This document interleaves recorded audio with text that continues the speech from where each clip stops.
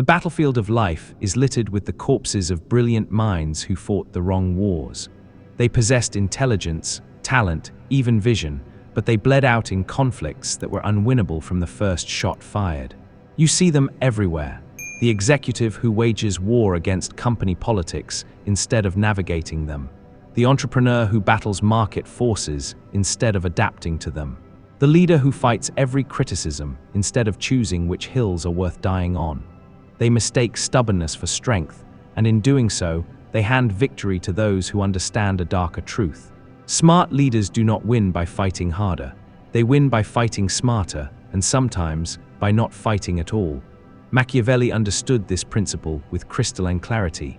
He observed that princes who exhausted themselves in every petty conflict soon found themselves with no resources left for the battles that actually mattered. The art of survival, he knew, was not about proving your strength in every arena. It was about preserving your strength for the arenas where victory was both possible and profitable. This is the psychology of detachment applied to warfare, whether that warfare happens in boardrooms, relationships, or the complex social hierarchies that govern our lives. Most people cannot grasp this concept because they are slaves to their ego. Their pride demands they fight every slight, answer every challenge, defend every position. They see retreat as weakness, compromise as defeat, and strategic silence as cowardice. But these are the delusions of the amateur strategist. The professional understands that every battle you choose not to fight is energy conserved for the battles you must win.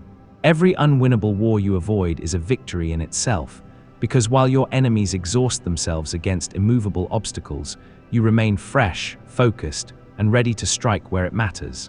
Think about this for a moment. How many conflicts in your life have drained your energy without advancing your position? How many arguments have you won that changed nothing? How many battles have you fought that, even in victory, left you weaker than before? The untrained mind sees each of these as necessary. The Machiavellian mind sees them as strategic errors. Because in the mathematics of power, every ounce of energy wasted on futile conflicts is an ounce stolen from meaningful conquest. The psychology of the unwinnable battle runs deeper than simple stubbornness. It taps into primal fears that most people never examine. The fear of appearing weak, the fear of being overlooked, the fear that if you do not fight this battle, you will lose respect, credibility, or position. These fears drive men to make catastrophic decisions, to pour resources into conflicts that cannot be won, to sacrifice long-term advantage for short-term pride. But fear, as always, is a poor counselor. It whispers lies about what strength looks like, and those who listen find themselves fighting shadows while their real enemies move unopposed. Machiavelli wrote about fortune as a river that floods its banks. The fool tries to dam the entire river. The wise man redirects only the portion he can control and builds his house on higher ground. This metaphor applies perfectly to the conflicts we face. There are forces in this world, human and otherwise, that cannot be conquered through direct confrontation. Market forces, organizational politics, social dynamics, natural human psychology. The smart leader does not waste time fighting these rivers. Instead, he studies their flow and positions himself to benefit when they change course. Consider the executive who discovers corruption in his organization. The naive leader immediately declares war, thinking that righteousness will shield him from retaliation. He gathers evidence, makes accusations, demands justice, and then he watches his career destroyed by forces he never saw coming. The Machiavellian leader takes a different path. He documents everything quietly, builds alliances carefully, and waits for the perfect moment when exposing the corruption serves his advancement rather than his destruction. One approach feels heroic, the other actually works. This is not about abandoning your principles. This is about understanding that principles without power are merely philosophical exercises. If you want to change the world, you must first survive it. If you want to implement your vision, you must first position yourself where implementation is possible.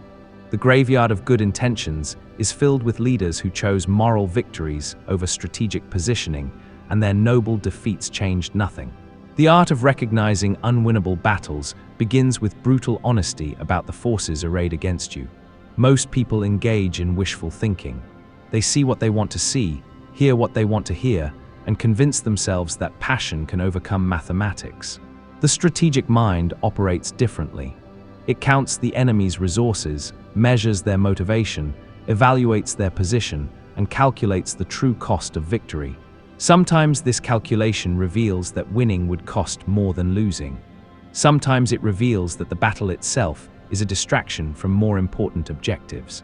And sometimes it reveals that the entire conflict is a trap designed to drain your resources while your real enemies advance unopposed. You might notice this pattern in your own life. The colleague who constantly baits you into arguments about trivial matters while positioning himself for the promotion you both want. The competitor who engages you in public debates while quietly stealing your clients. The social group that keeps you focused on internal drama while external opportunities pass by unnoticed. These are not accidents. They are strategies, and they work because most people cannot resist the temptation to fight every battle they are offered. The psychology of detachment becomes your shield against these manipulations. When you are not emotionally invested in proving yourself in every conflict, you cannot be baited into disadvantageous fights.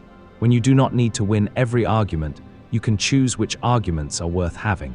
When your ego is not dependent on never backing down, you can retreat from positions that serve no strategic purpose. This detachment is not coldness. It is clarity. It is the difference between being a reactive fighter and a proactive strategist. Machiavelli observed that the most successful princes were those who could shift between the nature of the lion and the fox. The lion fights when fighting serves his purposes. The fox avoids fights that do not.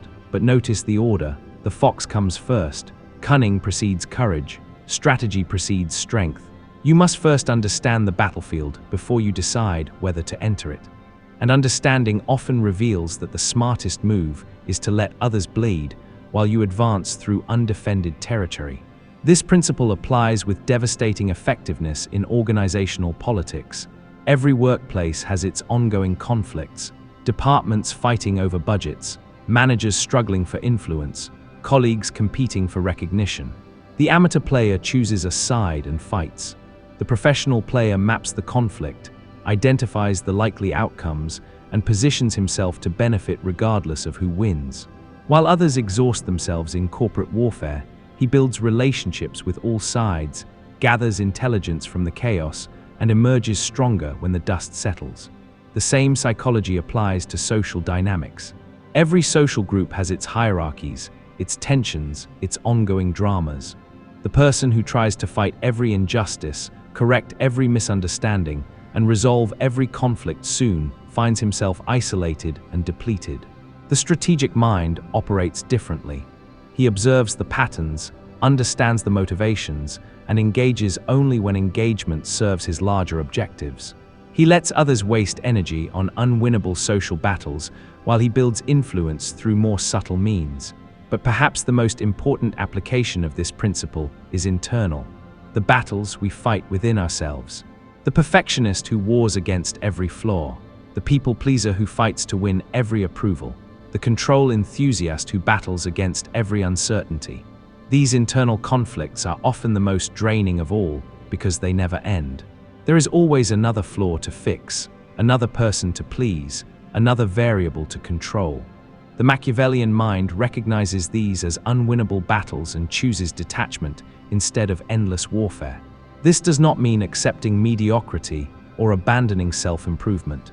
It means focusing your energy on the aspects of yourself that can be changed and that matter for your objectives. The strategic leader improves himself efficiently, targeting the skills and qualities that provide maximum return on investment. He does not waste time trying to become perfect in areas that provide no competitive advantage. He does not exhaust himself fighting aspects of his personality that, while imperfect, do not impede his progress. The art of strategic withdrawal requires its own psychology. Most people see retreat as failure, but the trained mind understands that retreat can be victory. When you withdraw from an unwinnable position, you preserve resources for winnable ones. When you refuse to engage in a pointless conflict, you maintain energy for meaningful action. When you let others fight battles you cannot win, you often discover they cannot win them either, and their failure becomes your opportunity. Timing plays a crucial role in this strategy. The amateur withdraws too early, before exploring all possibilities. The fool withdraws too late, after wasting precious resources. The professional withdraws at exactly the moment when continued engagement becomes counterproductive. This timing cannot be taught through rules. It must be developed through observation, experience, and the cultivation of strategic intuition. You develop this intuition by studying the patterns of conflict around you. Notice which battles end in mutual destruction. Observe which conflicts serve as distractions from more important objectives. Watch how smart operators navigate these situations. You will begin to see that the most successful people are not those who fight the hardest, but those who fight the smartest. They engage when they have advantages. They withdraw when they do not. And they never let their ego override their strategy. The psychology of the unwinnable battle often involves sunk costs. You have already invested time, energy, or resources in a conflict, so you feel compelled to continue investing until you achieve victory. This is exactly backwards. The resources you have already spent are gone regardless of what you do next. The only question that matters is whether continued investment will produce acceptable returns. Often, the answer is no. The strategic mind cuts losses quickly and redirects energy toward more promising opportunities. Consider the entrepreneur who has spent 2 years fighting a legal battle that is draining his company's resources. Every month he tells himself that victory is just around the corner, that the investment will pay off, that retreat would mean losing everything he has already spent. Meanwhile, his competitors advance, his market share erodes, and his business suffers. The Machiavellian approach would be to calculate the true cost of victory, including opportunity costs, and often choose settlement or strategic withdrawal. Better to lose the battle and save the business than to win the battle and lose everything else. This principle extends to personal relationships as well. The person who spends years trying to change someone who does not want to change. The professional who continues fighting for recognition in an organization that will never provide it. The individual who keeps investing in friendships that provide no reciprocal value. These are unwinnable battles disguised as loyalty, persistence, or love. The strategic mind recognizes them as resource drains and makes difficult but necessary decisions about where to invest emotional energy.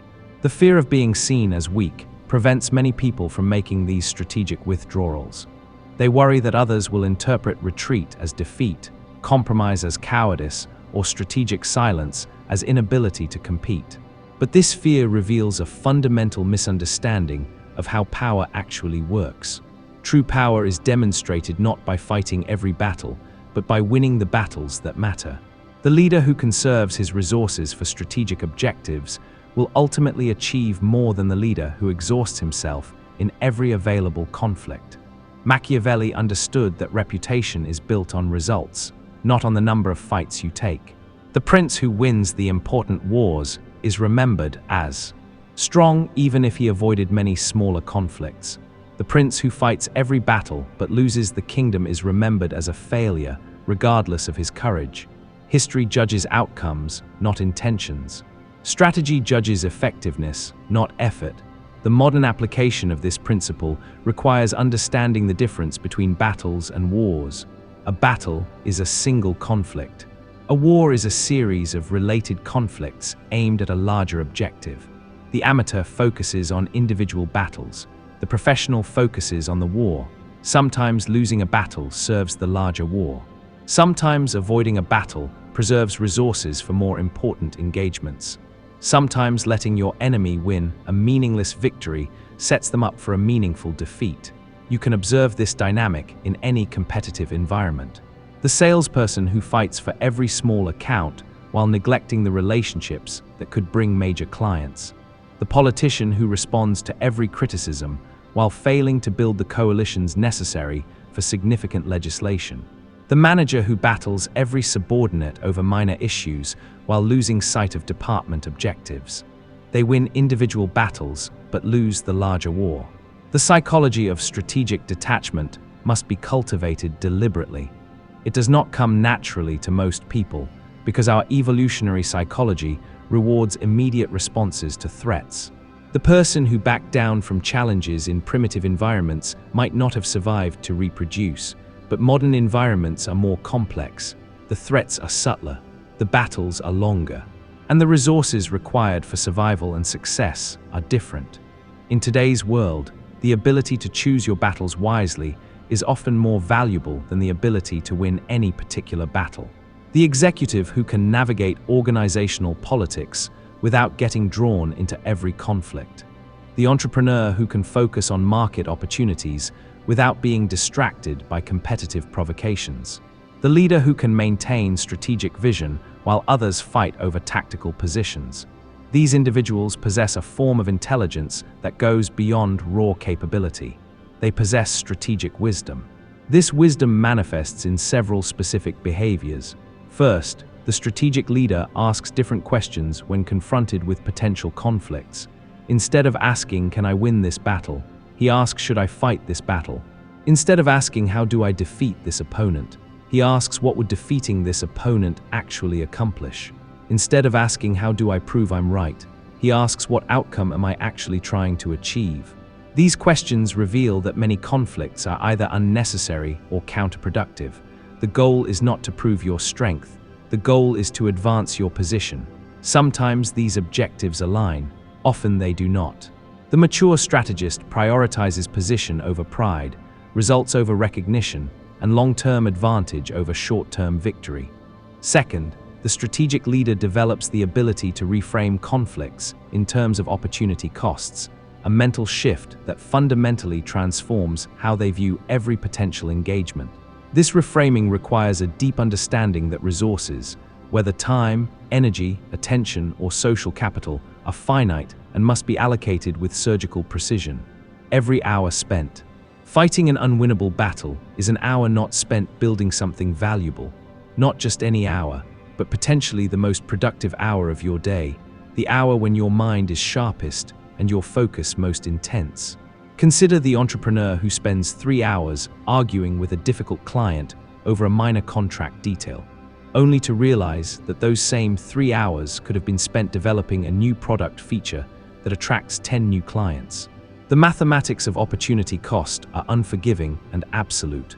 Every ounce of energy wasted on pointless arguments is energy not available for meaningful action, and energy, unlike time, is not distributed equally throughout the day.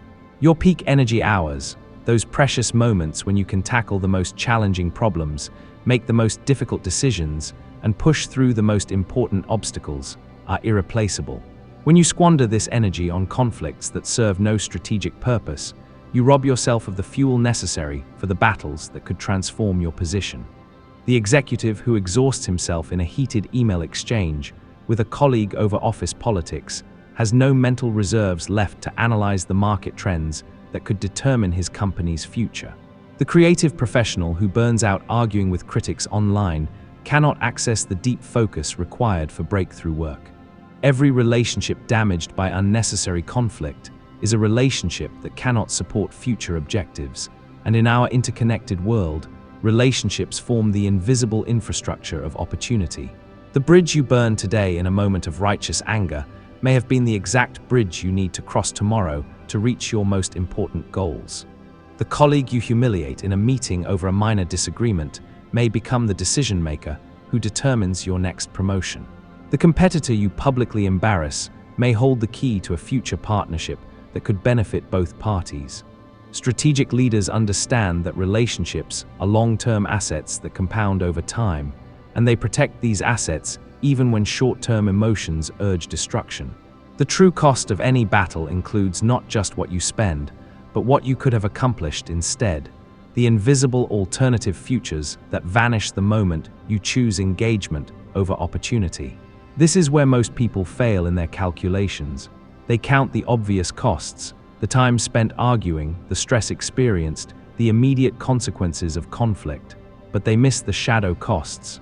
The innovative ideas that never emerged because their minds were occupied with grievances, the relationships that never developed because their attention was focused on enemies rather than allies, the skills that never improved because their practice time was consumed by disputes. Third, the strategic leader learns to recognize when conflicts are being manufactured by others for their benefit, a sophisticated form of manipulation that operates like a hidden tax on your potential. These manufactured conflicts are not random occurrences or natural disagreements.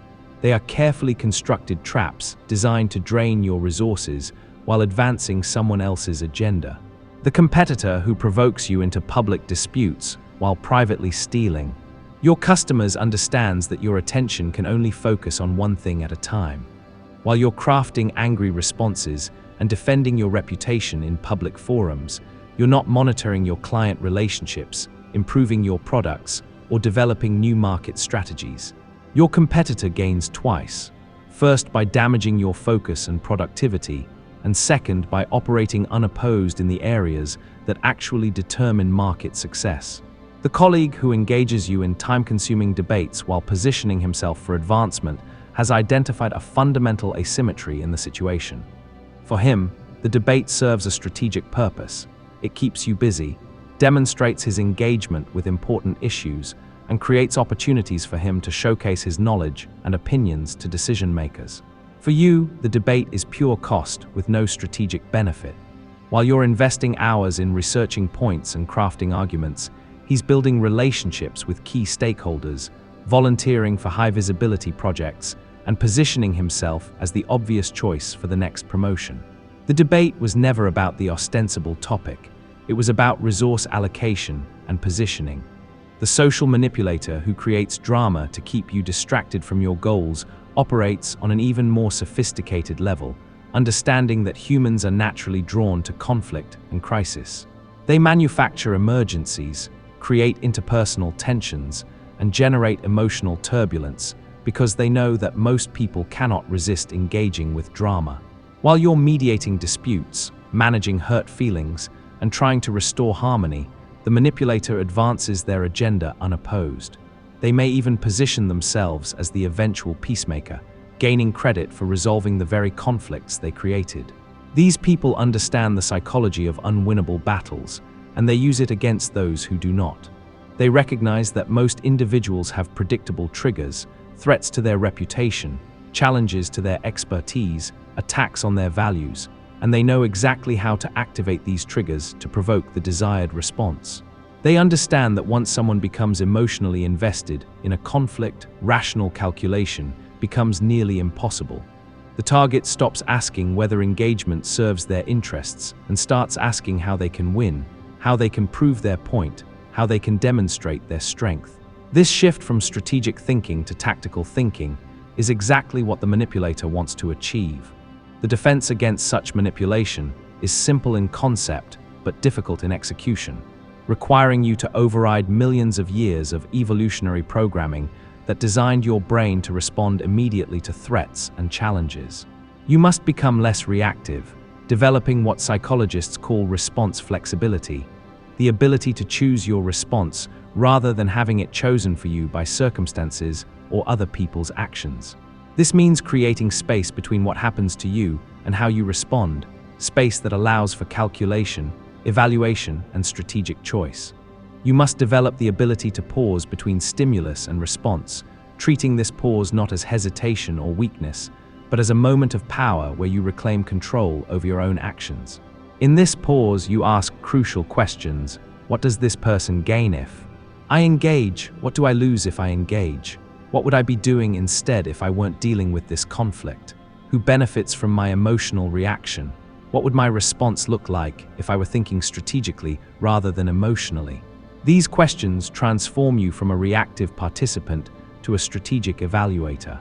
You must learn to consider whether engagement serves your interests, applying the same rigorous analysis to conflicts that you would apply to any other investment decision. Just as you wouldn't invest money without considering potential returns, you shouldn't invest time and energy without considering strategic benefits. This requires honest self-assessment and the discipline to prioritize long-term positioning over short-term emotional satisfaction. You must choose your battles based on strategy rather than emotion, recognizing that emotions are poor guides for resource allocation. Fear makes you overestimate threats, anger makes you underestimate costs, and pride makes you confuse symbolic victories with strategic advantages. Strategic battle selection requires cold calculation, which conflicts advance my long-term objectives, which opponents are worth the resources required to defeat them, which battles, if won, create lasting advantages rather than temporary satisfaction. This requires practice, because the natural human tendency is to respond immediately to challenges, threats, or provocations. Your brain's threat detection system operates much faster than your rational analysis system, flooding your body with stress hormones and preparing you for immediate action before you've had time to consider whether action is wise. Overriding this system requires deliberate training, like building a new habit or learning a new skill. You must practice pausing, practice questioning, practice strategic evaluation until these responses become as automatic as your original reactive patterns. As you practice this discipline, you will notice several changes in your effectiveness that compound over time, creating exponential rather than linear improvements in your results. First, you will have more energy available for the battles that actually matter. Instead of being constantly drained by minor conflicts, operating in a state of chronic stress and fatigue, you will find yourself fresh and focused when real opportunities arise. This energy advantage is cumulative. Each avoided conflict preserves energy that can be invested in productive activities, which generate results that provide motivation for further strategic behavior. Your decision-making will improve dramatically because you'll no longer be operating from a depleted state. When you're constantly engaged in conflicts, your cognitive resources are divided between managing current disputes and planning future actions. When you eliminate unnecessary conflicts, you can dedicate your full intellectual capacity to the challenges that determine your success. You'll notice that problems which seemed complex and overwhelming when you were distracted become manageable when you can focus completely. Second, you will develop a reputation for strategic thinking rather than reactive fighting. And reputation is one of the most valuable assets in any competitive environment.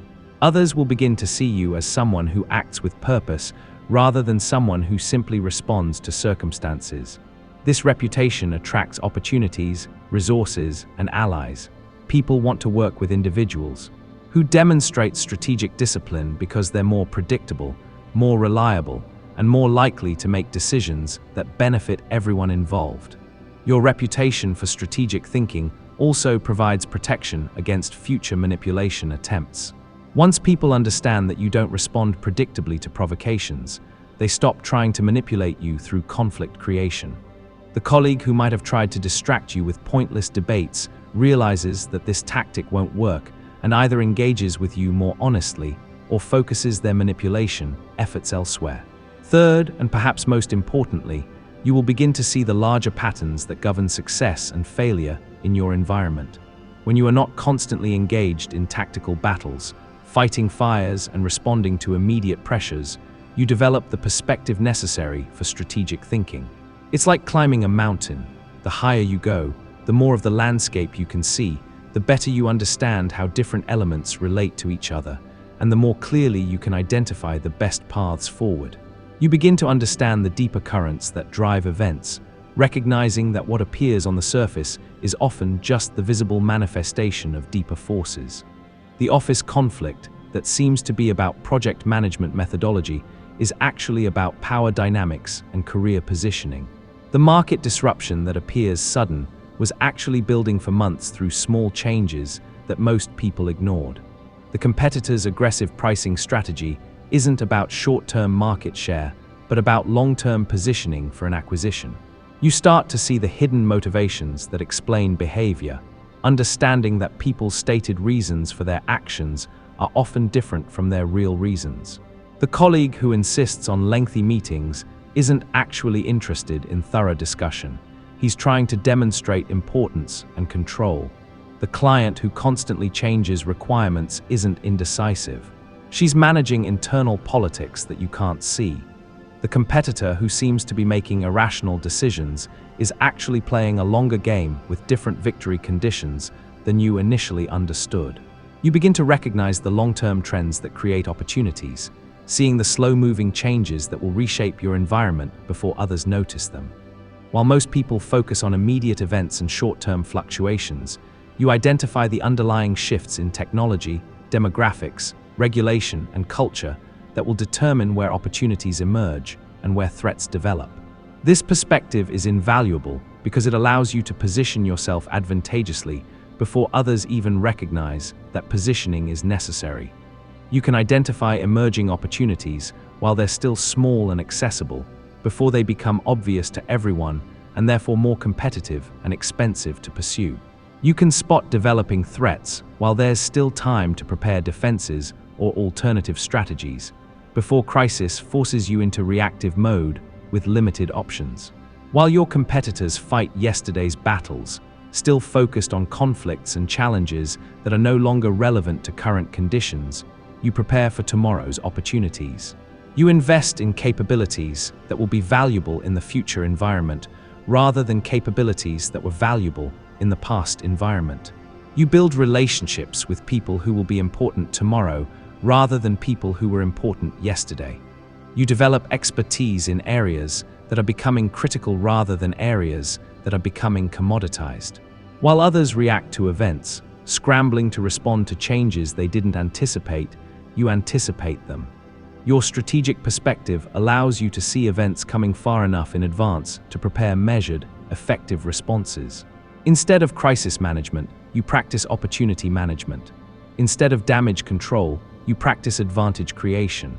While they exhaust themselves in conflicts you avoided, burning through their energy and resources on battles that don't advance their position, you build the capabilities necessary for the challenges that actually matter. Every hour they spend fighting, you spend learning.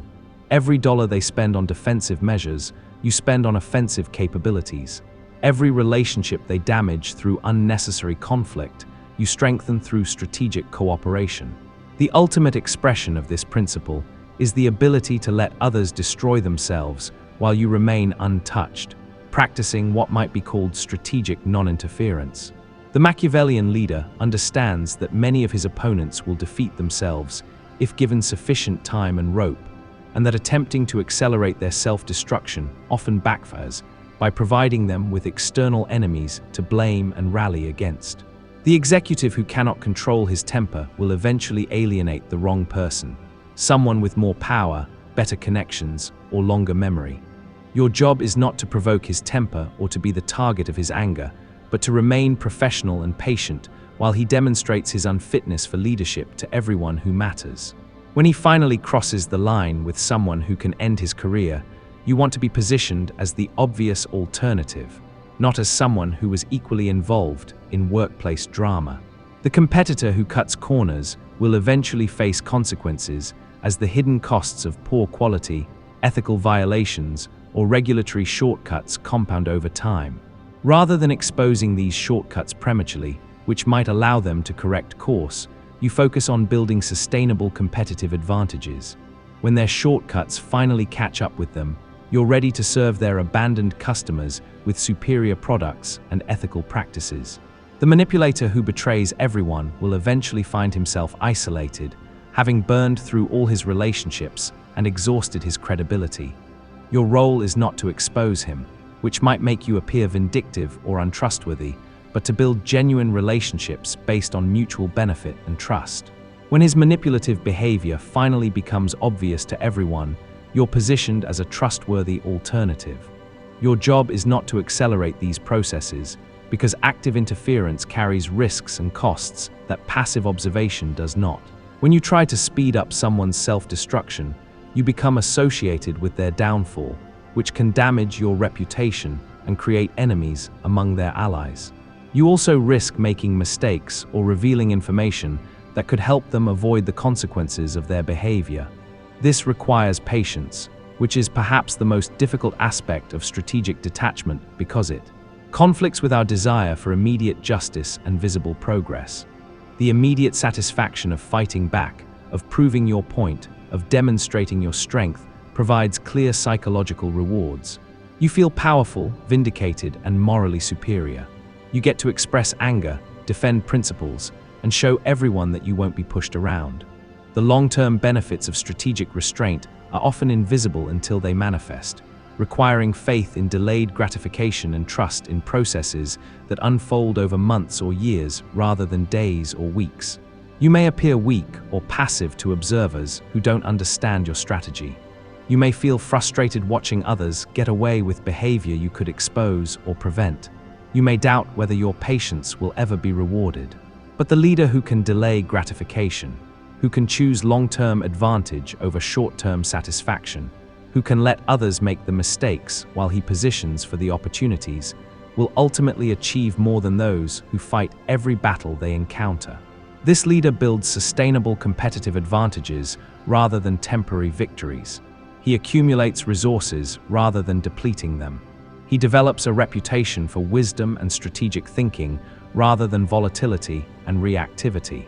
The world belongs to those who understand that survival is not about winning every conflict, but about winning the conflicts that determine long-term position and capability. It belongs to those who can distinguish between battles and wars, understanding that battles are tactical engagements with immediate outcomes, while wars are strategic campaigns with lasting consequences. It belongs to those who can distinguish between tactics and strategy, between proving themselves in the moment and positioning themselves for the future, between demonstrating strength and building strength. This is the essence of Machiavellian survival psychology, not the abandonment of strength, but the strategic application of strength where it creates maximum advantage with minimum waste. Not the avoidance of all conflict, which would leave you defenseless and unopposed to aggression, but the careful selection of winnable conflicts that serve larger objectives and create lasting benefits. Not weakness disguised as wisdom, which would invite exploitation and abuse, but wisdom that makes weakness irrelevant by ensuring you're never in a position where weakness could be exploited. The leader who masters this psychology becomes truly dangerous, not because he fights harder than others, but because he fights smarter, more efficiently, and with greater strategic purpose. He conserves resources while others waste them on symbolic victories and emotional satisfaction. He builds position while others defend it, accumulating advantages rather than just preventing disadvantages. He advances while others struggle, making progress toward meaningful objectives while his competitors exhaust themselves in circular conflicts.